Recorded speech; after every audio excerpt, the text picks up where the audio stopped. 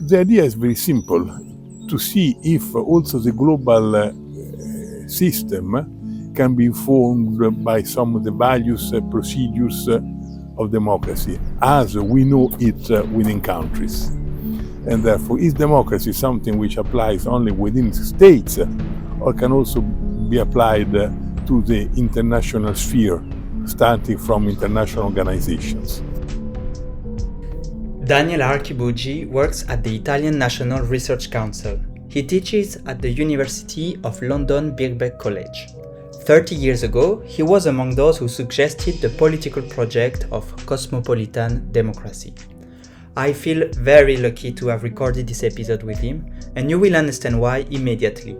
My master thesis, on which I have worked during months and months and months and months, I'm sure many students can relate to that, was entitled A Comparison Between Daniele Archibugi's and Thomas Pogge's Political Cosmopolitanism. So yeah, quite an honor for me, and I hope that you will understand with this talk why Daniel's ideas caught my attention so much. So the idea would be to say that right now we have democracy at the national level. We don't have that at the international level, and you would like to make democracy happen at the international level. Yes, indeed, for a variety of reasons. First of all, because democracy, even within nations, is highly an uncompleted journey. We still need to progress in order to allow citizens to participate to the political sphere, to have more rights and also more duties. But if you look at the international sphere, of course, you don't see anything like democracy. Still, the only representatives in the international scene are governments, even within international organizations. And this is also a major hampering factors of democracy within countries. Because when many countries cannot decide what they're going to do because of external forces, such as interest rates, capital flows, international trade, and so on, we can say, what is a democracy inside? And therefore, the basic idea is that in order to reinforce democracy within states, we need also to expand it at the international level. Okay, so the idea is the more we manage to have democracy at the external level, the more it will also promote democracy internally at the national level. Hopefully, for a variety of reasons. First of all, because it means that people within states will have a say of what's happening at the international level. I mean, many issues of the contemporary society, climate change, financial flows, and so on, do not respect borders. And therefore, governments pretend to be in charge, but in fact they are not. So, a national government can do a lot of good policies in order to fight climate change, but if it plans to do it alone, it's very unlikely that it will succeed, especially if it's the government of a small state. And that's the reason why more coordination is needed. That's the reason why quite a lot of things are already happening through international organizations. But within international organizations, the sole representatives are governments, not citizens. And that, I think, is an important hampering factor to introduce sound policies. So you say that more cooperation is needed at the international level. To what extent do you go? Does it mean a world government? A world government is a bit too much, because we have got a lot of local programs which are well organized at the local level, and the communities are different. Each of these communities has its own values. So, and even the idea of world government goes together with the idea of coercive power, and a centralized coercive power is always dangerous. And therefore, if we speak about coercive power, I think it's wiser to keep it decentralized at different levels. Mm-hmm. So you say that it would be dangerous to have something too centralized. Do you mean because it would become authoritarian? Is that what you have in mind? That's a risk. If you concentrate all the force within one individual place, it's a bit dangerous that it might turn into a war dictatorship. And therefore, somehow it's good that there is a decentralized power. But I repeat, in order to get something done, we need more cooperation. Okay. So we need more cooperation, which means a bit more centralization, but not too much because it would be dangerous. So where would you situate the right equilibrium? That's a good question. I think a very good example is the European Union. The European Union has managed to, I think, is something extraordinary, despite all the criticism that we can put, because the European Union has quite a lot of common policies. It has even a common currency. But again, this common currency, the euro, is not compulsory. Mm-hmm. And therefore, some countries which do not feel to join euro might opt out, mm-hmm. and opt out, and that, I think, is wise. Mm-hmm. And the European Union has not a centralized army, mm-hmm. and but still, it has a lot of policies, and through incentives and soft power, it manages to foster even rights and democracy within member states. And we see with Hungary. If Hungary is moving towards an authoritarian situation, the European Union may say, you would better stop, otherwise the other countries will not be willing to be in association with you. Mm-hmm. And the incentive to be part of the Union are so strong that I think is something which is a balance. And it worked. For example, it hasn't worked yet in Hungary, but has worked quite well in Poland. Mm-hmm. Okay, so that would be your wish. This is the cosmopolitan democracy that you're describing, right? That's correct. And since when did you start to have these ideas? Well, I mean, I started to have the ideas when, in 1990, and for a very specific historical condition.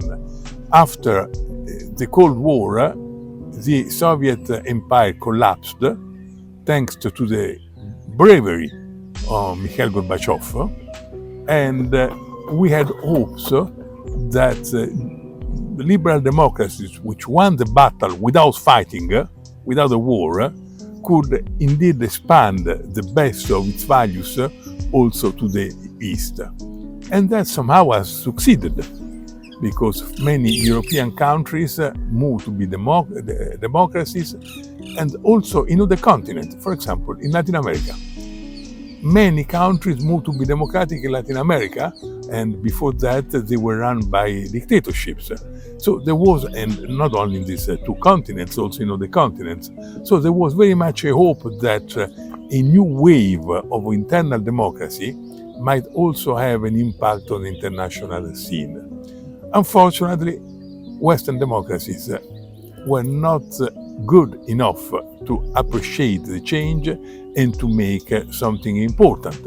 For example, rather than also opening to Russia, they started to oppose to Russia. And that was a disaster. It was a disaster because the authoritarian forces, which in Russia has always been very strong, mm-hmm. went back to power and took over the government, and the consequences is what we now see. So in a way you would say, I mean, it means that us as Europeans, we have also our responsibility in what's happening now in the opposition between Russia and Western countries? Yes, indeed. And that not only we Europeans, we Westerns, because also the United States had a crucial role in this policy.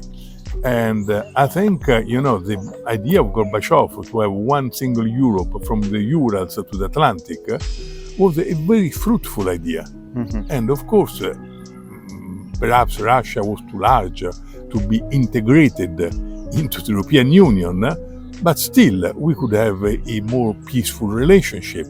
And therefore, that has not happened, and that has created something very difficult. I mean, there's no justification for the invasion of Ukraine. That's an invasion against a sovereign state, and therefore there's no justification. But again, I think this could have been prevented by opening up to a collaborative agreement with Russia, and indeed within the West, Europe had more interests to do that, because we are close to Russia, because we are larger interactions with Russia, and therefore we should have been able to have more cooperation with Russia as well as with North America. Okay, so for you, the root of the problem comes from lack of cooperation and openness from the start. And now that we are having this kind of opposition, I mean, how to get out of? Do you still believe that cooperation is possible, or do you think now it's out of? It should be possible. Now, I think there is an important condition which needs to pay attention, and that's what in international relations is called the rally round the flag effect. What does it mean? Whenever there is a conflict, the population within one country start to centralize around their own government. And when a government is in trouble, the easy way to get support internally is by waging a war. And that's precisely what Putin has done. That not only Putin, that's precisely the reason why George W. Bush started the war in Iraq in 2003 against a massive mobilization of the public opinion. They were weak, they wanted to increase the support. How could they do that? By waging a war. And that is terrible. So that's the reason why we need more democracy across borders, because the Russian citizens should understand, and also the Ukrainian citizens should understand that the two countries do not have to fight. It's not in the interest neither of Russia nor of Ukraine to fight. It's the interest of the authoritarian Russian government, but not of the others. And countries can easily integrate among themselves. Boundaries can become irrelevant, as it is the case, for example, the boundary between France and Germany. Can you imagine? Now you move from one country to another and you don't even realize when you pass the frontier, because the two countries are strongly integrated, and therefore something similar could have been possible also among Russia and Ukraine. So, just one precision, when you say that they, let's say, launched an attack because also it gathered support internally, do you think that it was done intentionally, or do you think it was just like as a result? I think it was very much intentional. Okay. I think in the case of the Russian leadership, it was very much intentional. Okay. But again, I think that was criminal. And I am very happy that Putin has to face a criminal inquiry at the International Criminal Court. But I don't think that Putin is the sole responsible. I think that the European Union should have managed the crisis better by respecting the Minsk agreements, by finding a solution among two countries which have a common history, a common heritage, and no reason and no interest to wage a war. I mean, if I can go on, now I don't know what will happen.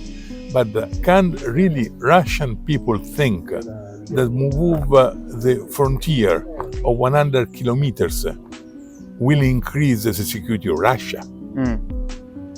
I mean, what's the meaning of these territorial gains in a situation in which there are strong interconnections, in which there are missiles which are much faster than any of these sort of things? And so the Russian citizens are paying a high price because the young men are dying, often without even knowing why they're dying. They're spending a lot of resources in a country which is still has a lot of poverty for the war. They have been internationally discredited, and therefore,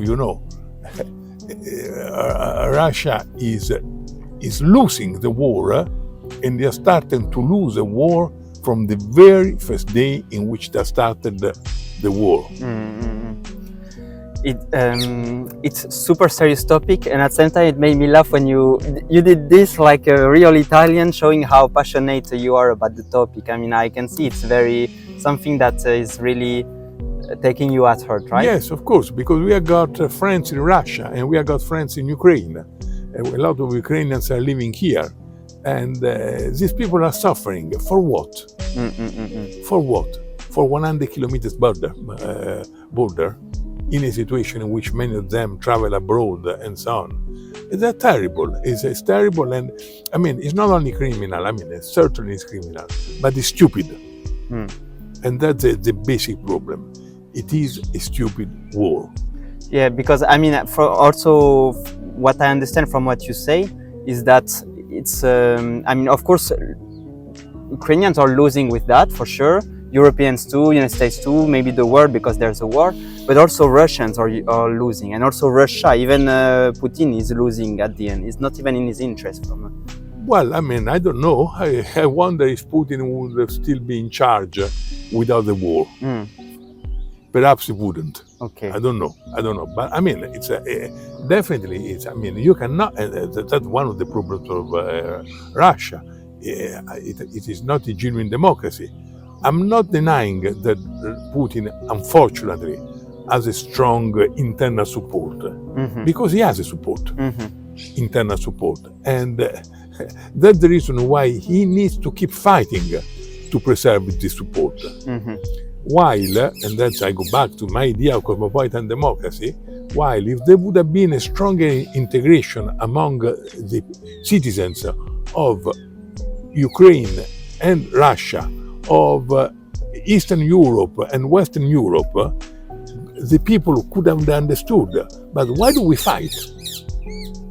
I mean, there are an enormous amount of mixed families which speak Russian or Ukrainian, and they do not perceive the reason. They are suffering because even the family ties are often broken without reason, you know.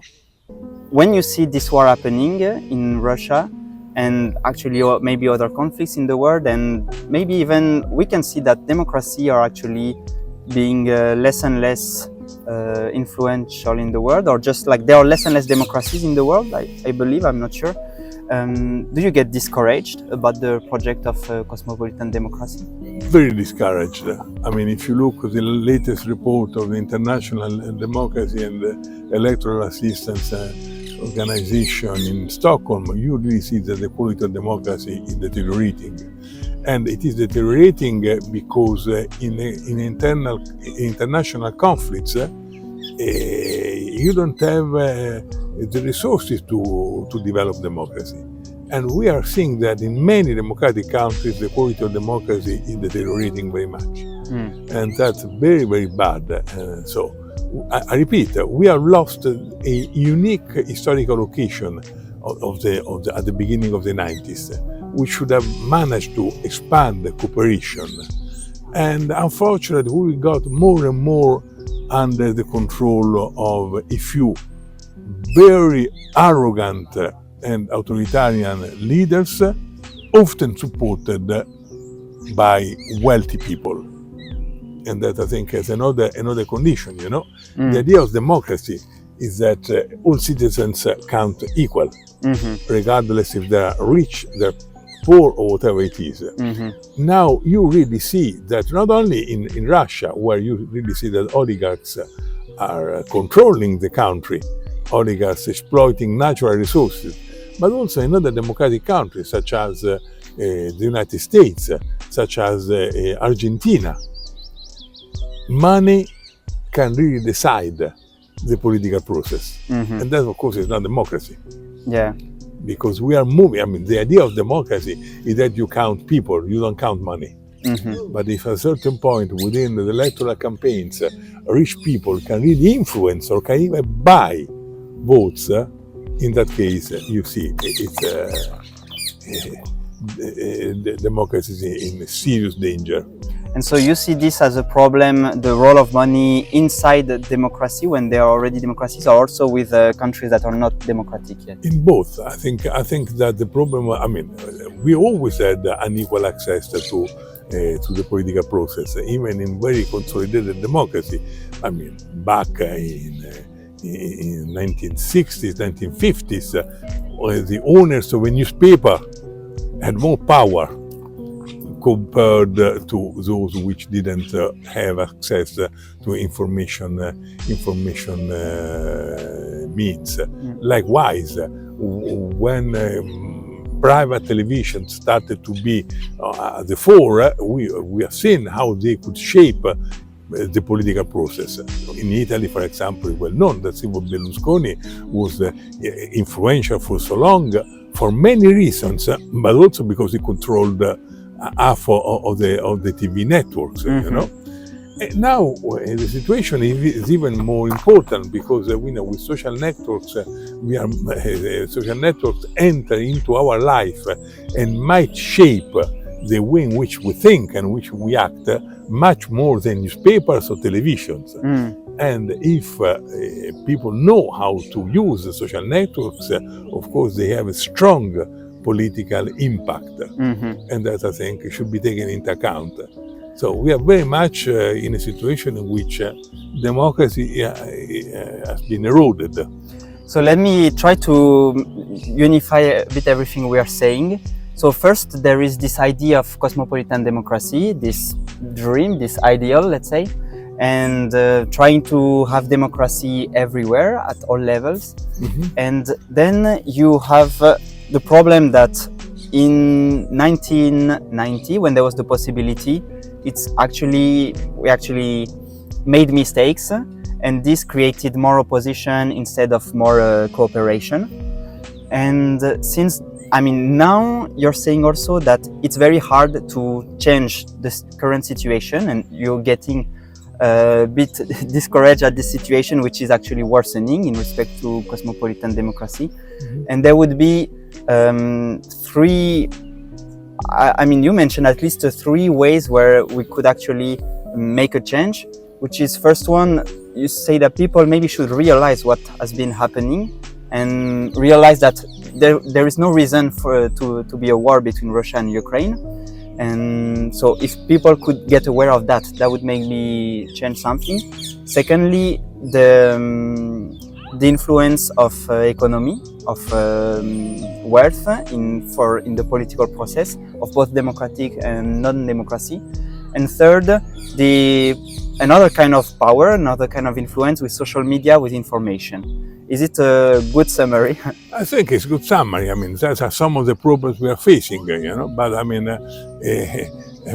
my hope is that, where is the solution? The solution is in the fact that we ask citizens to participate more in the political sphere. And that's difficult, because if we can go back to your compatriot Benjamin Constant. Benjamin Constant wrote this famous paper about the freedom of ancients and the freedom of the moderns, in which he said for ancients the freedom was to participate, for the modern the freedom is to delegate and be free in the private sphere. I think that's a major problem, and the major problem that we need to go back to the freedom of the ancients, namely to participate more. And to participate more is time consuming. People are not willing to do that. The majority of young people are less willing to participate. For example, they are less likely to go to elections because they are much happier to exercise the freedom within the private sphere. And they feel that political participation within social media is enough, for example.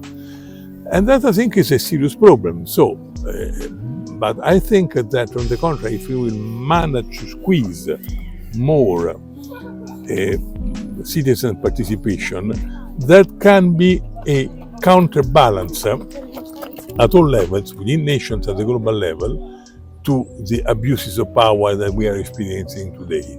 Okay, so you're saying there are abuses of power, for instance, with people who control too much wealth and people who control too much the information, and the way to counterbalance it is to have more citizens getting engaged in the democratic system.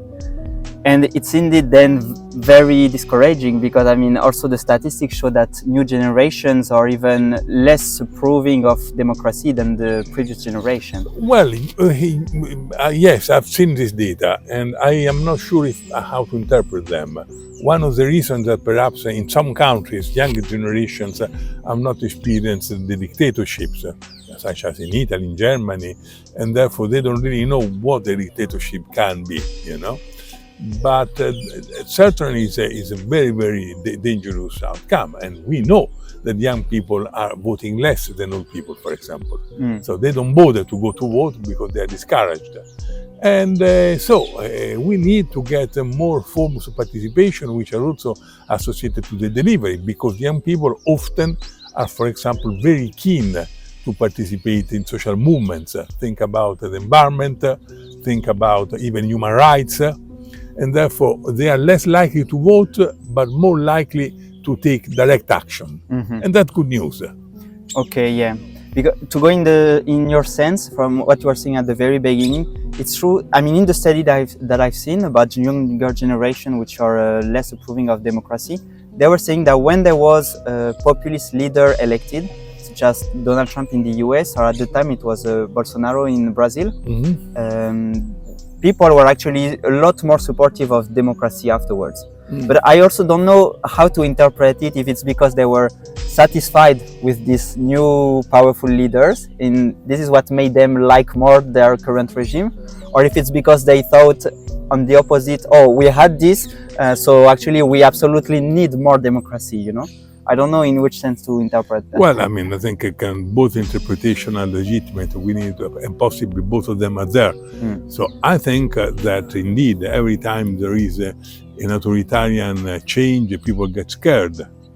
But again, the elections in the United States are worrying because the American public knew very well who Donald Trump is and what Donald Trump has done as former president of the United States. And therefore this is a sign that unfortunately we cannot unconditionally rely on the wiseness of the population. And that says, you know, it's also tells us that more effort is needed in order to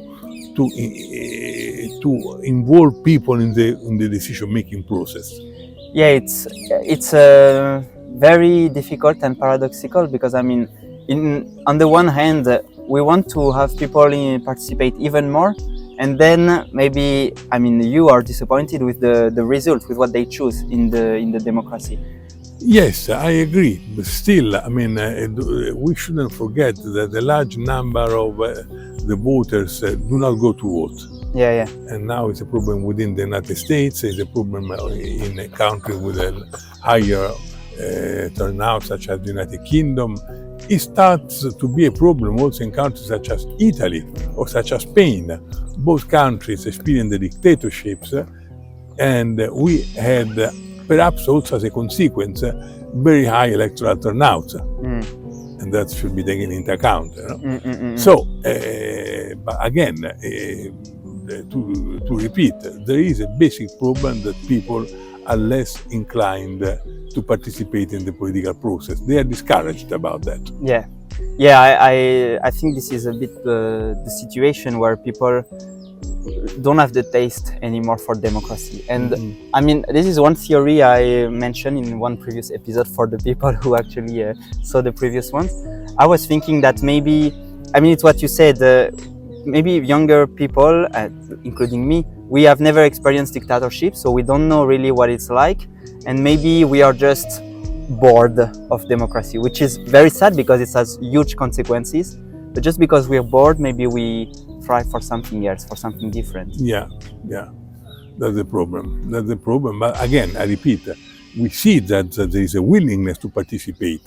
Yeah. And therefore, you know, also the political process should sometimes be able to include and ask citizens to participate in something which is visible. And again, democracy is not only about rights, it is also about duties.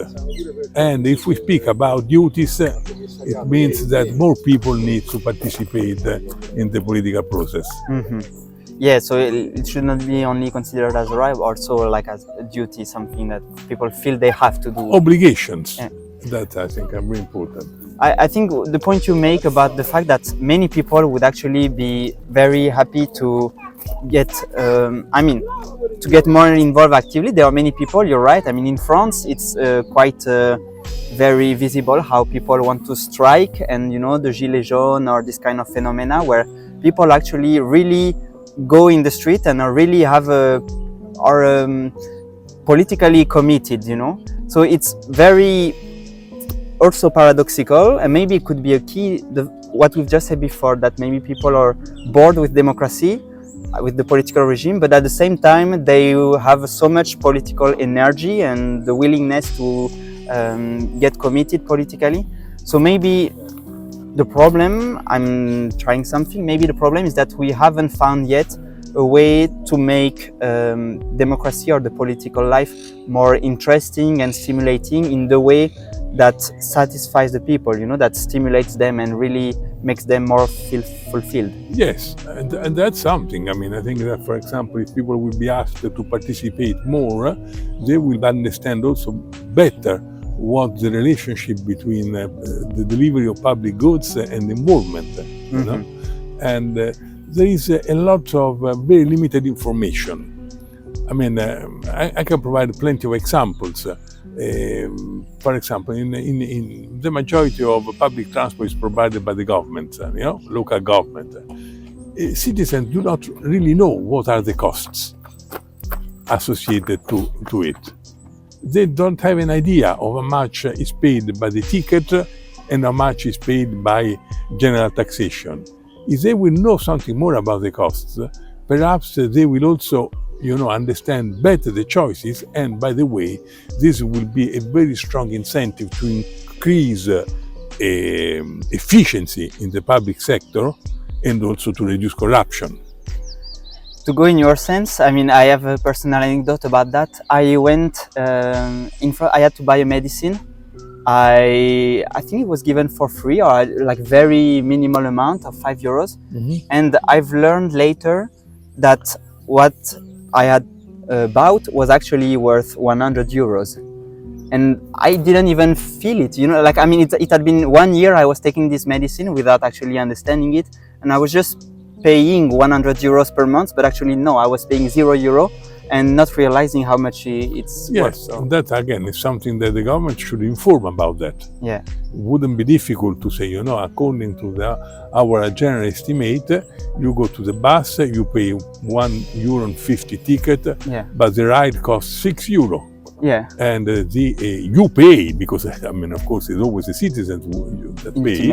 Ultimately pay, but the citizen pays the other €4.50 through general taxation or through local taxes or whatever. And that way I think is something which will help citizens to understand better. We are very much in a situation in which we do not have an idea, and that creates often some non-realistic expectations of what can be done in terms of the delivery of public services, in terms of pensions, in terms of all these sort of things.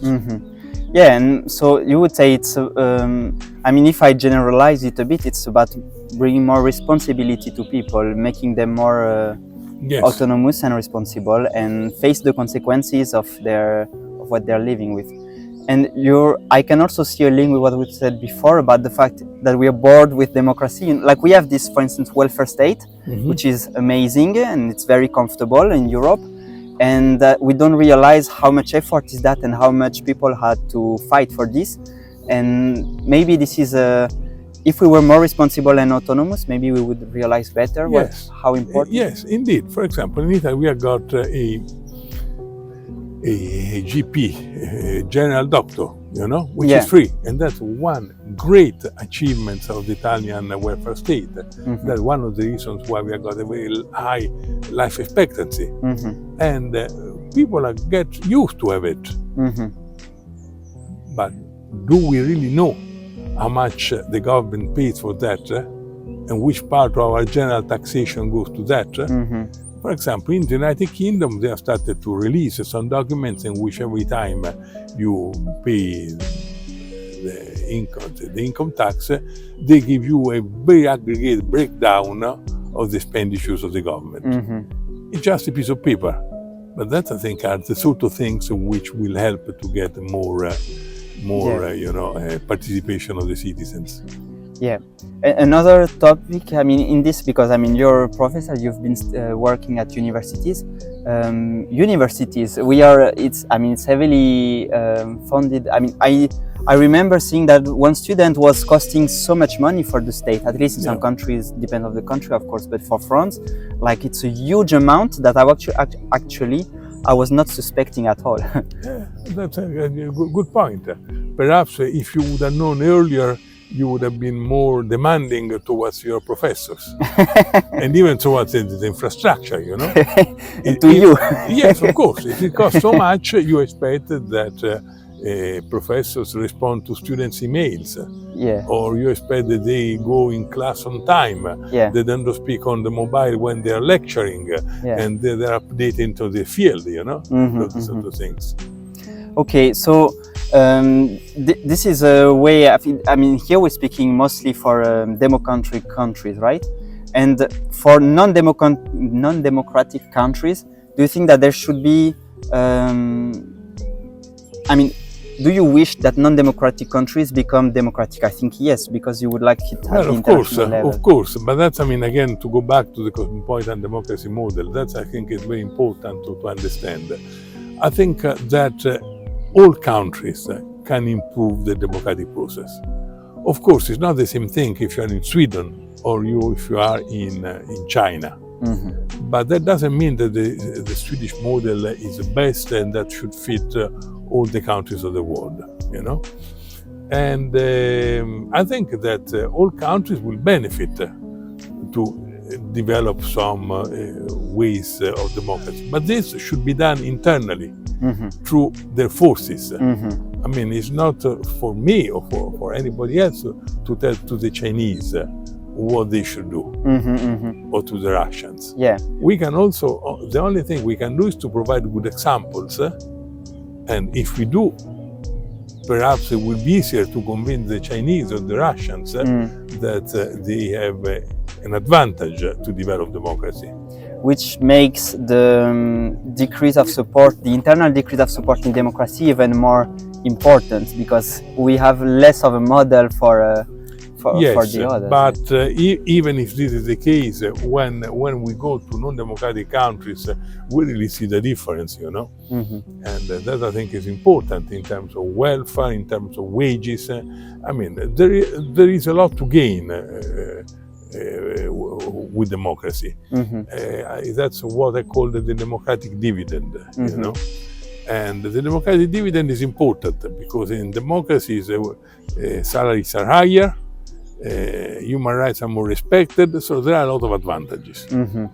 And you say that it needs to come spontaneously from them and not from external pressure. I'm thinking still, I spent 1 year in China, and there I could not really speak about it or whatever, but speaking with many Chinese people, I don't know what is also 100% honest or not, but I think that many of them are actually very happy with their regime and don't think that it should be moved, that they think, mostly what I was hearing is that, okay, democracy maybe is good, but not for such a big country. When it's such a big country, we need to have dictatorship. Well, China is a unique case by many aspects. For example, it's very I'm not aware of any historical case in which a country has grown 10% a year. The GDP has grown 10% a year for 2 decades. in a country which had large parts of poverty, and therefore I understand very well that why the Chinese government has strong support, because it's a government which has managed to deliver an enormous amount of benefits to its population. Still, I do not necessarily, and it's a government which, when they decide to do something, they do it. If they decide to create an underground in a city of 15 million people in 10 years, at the end of the 10th year, the underground is there. And this cannot be said of many of the countries of the world. Still, I think that China will also benefit from democracy.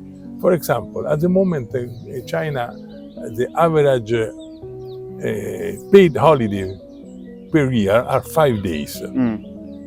In Italy, there are 25 days. The Chinese people understand the difference, and they also understand that sometimes some of their rights can be destroyed, and therefore, it's important to show to the Chinese that they can do something better. And on the other hand, I think that also we can learn something from the Chinese. For example, in terms of delivering what is decided.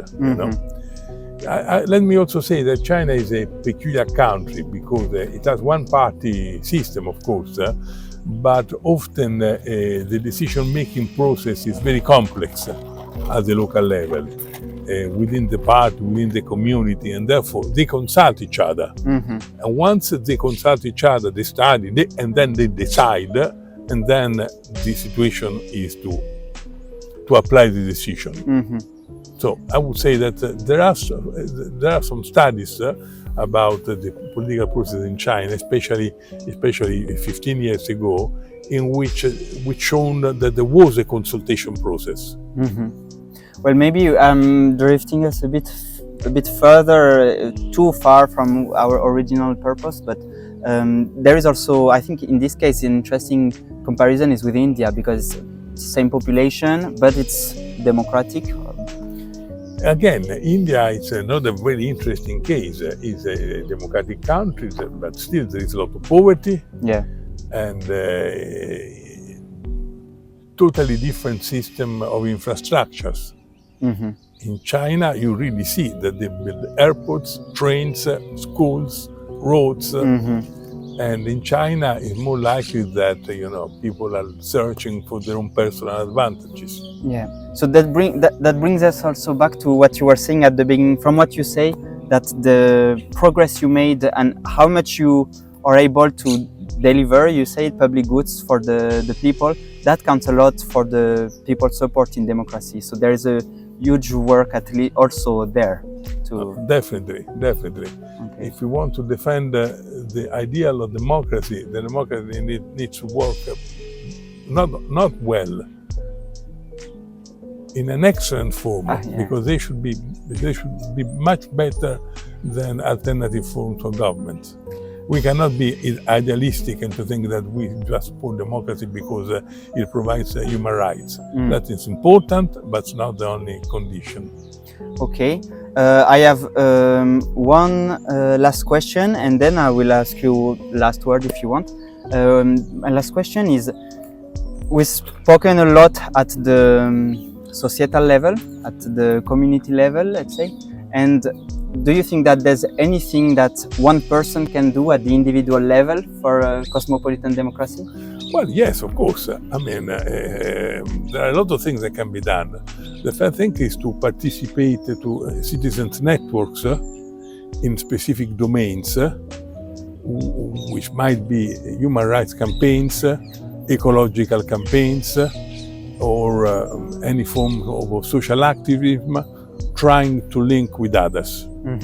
So getting people connected and committed in the politics, as we were discussing before. And that's, of course, with the current information and communication technologies, it's much easier than it used to be in my own time.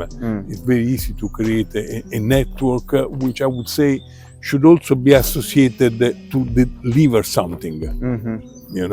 A campaign specific on some ecological, human rights goals and so on that you target decision makers as well as decision making, and you try to involve more players into the decision making process. And that often is very effective.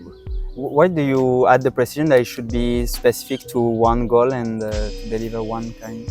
Well, I mean, if we are speaking about focus groups, sometimes they start in that way, but sometimes they can also participate in more campaigns, you know. And that if, for example, if you start with one goal, it's more likely that you will manage to bridge and to include citizens which belong to different states. And therefore, for example, if you think, for example, about human rights and women's rights, you can perhaps involve also people in Arab countries in which these sort of things are forbidden. So that's interesting. I had not realized, but so you have this global scope in mind when you were saying getting committed. Why not also doing it as a group with different countries, like some international? Indeed. I repeat, democracy, if they want to be a good model and enlarge the geographic scope, they cannot do it with war. They should do it through persuasion. They should do it by convincing people of all the countries that it is in the interest to become more democratic. Well, many thanks for this conversation. And Thank you very much. If you want to have a last word or a summary or one thing, I think we have covered it. We covered it. Okay. Thank you very much. Thank you very and much. See you for the next episode. Ciao. Thank you. Thank you for having listened to this episode. This is the kind of episode which will without any doubt trigger a lot of comments. So I'm looking forward to have this conversation on the social media. And the next episode will be published on the 1st of February.